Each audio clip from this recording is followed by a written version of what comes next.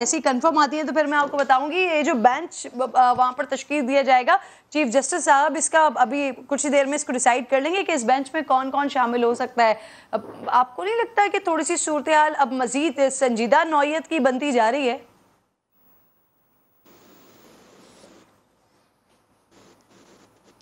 देखिए, rangers deputed हैं बाहर उस कोर्ट नंबर 1 के बाहर जहाँ पे इस बेंच ने बैठना है, तो संजीदा तो सूरत हाल है। और फवाद चौधरी साहब के बयानात में देख रहा था, वो कहते हैं अदालतें इतवार को नहीं लगनी चाहिए, कभी भी सियासी फैसले अदालतों में नहीं होते हैं। तो कुछ बौखलाहट नजर आ रही है पाकिस्तान तहरीक इंसाफ की तरफ से, जो थोड़ी देर पहले बहुत खुश थे, प्रेस कॉन्फ्रेंस में मुस्कुरा रहे थे, हमारे दान देखें, हम कितने खुश हैं, हालांकि हम वजीर नहीं रहे, लेकिन उसके बावजूद तो अब कुछ परेशानी का आंसर आ रहा है। बात यह है कि ये जाती जिद नहीं है, ये तो देखें एक बहुत बड़ा मामला है, एक पार्लियामान है, उसका एक कानून है। इमरान खान जब चाहें इस मुल्क को इलेक्शन की तरफ नहीं लेके जा सकते, आइन है, तरीकाकार है, इलेक्शन कमीशन ऑफ पाकिस्तान है, दीगर अदारों को ऑन बोर्ड करना पड़ता है। तो ये सारी चीजें जो है इसको देखना पड़ेगा। तो ये जो अभी इमरान जिक्र कर रहे थे जरदारी साहब का, बिल्कुल ठीक तनकीद कर रहे थे आसिफ अली जरदारी पे, लेकिन ये देखना है कि अगर किसी दूसरे ने अपने मुंह पर कालक मली है तो क्या हमने भी अपने मुंह पर कालक मलनी है?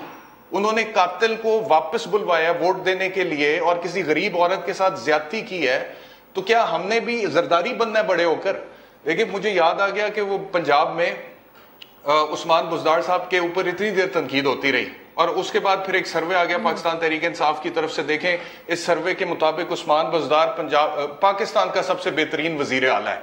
The first question that came to my mind was कि पंजाब कब सिंध, बलोचिस्तान और केपीके से पीछे रहा? माजी में हमेशा से पंजाब नंबर 1 है, तो उनसे तो मुकाबला ही नहीं था और पुरानी हुकूमतों से भी मुकाबला नहीं था। मुकाबला तो था पुराने पाकिस्तान का नए पाकिस्तान के साथ, या नए पाकिस्तान का पुराने पाकिस्तान के साथ। तो आपने अगर उन्हीं ग्राउंड्स पे खेलना है, उन्हीं असूलों को अपनाना है, उसी पावर पॉलिटिक्स में डलना है, तो फिर आपका भी वही अंजाम होगा, फिर आपको भी लोग वैसे ही याद रखेंगे, फिर हिस्ट्री विल रिपीट इटसेल्फ। तो मैं तो सिर्फ ये कह रहा हूं कि इमरान खान साहब से जो तवक्कुआत थी वो मुख्तलिफ थी, और इमरान खान अगर थोड़ा सा बड़े दिल का मुजाहरा करते, क्या बात है, वजारत उज़्मा है, 3.5 साल मैंने की है, अब ठीक है सारे चोर डाकू इकट्ठे हो गए एक तरफ, मैं इनको एक्सपोज करूंगा पूरे मुल्क के सामने कि देखिए इन्होंने किस तरह से वोट ऑफ नो कॉन्फिडेंस में मुझे निकाला है, क्योंकि मैं मुल्क का भला कर रहा था।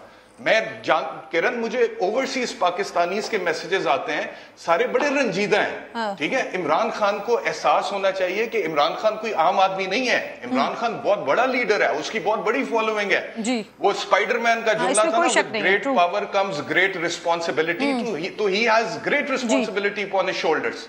ठीक है जी। और एहतशाम, मैं अग्री करती हूँ आपकी बात से। मुझे भी ऐसी लगता है कि अगर इमरान खान साहब इस तरह से चले जाते, अदम एतमाद के जरिए चले जाते, तो वो जो एक अवामी सेंटिमेंट्स उनके साथ थे, इनफैक्ट अभी भी हैं, तो वो ज्यादा वो मोमेंटम उसी तरह से उनका क्रिएट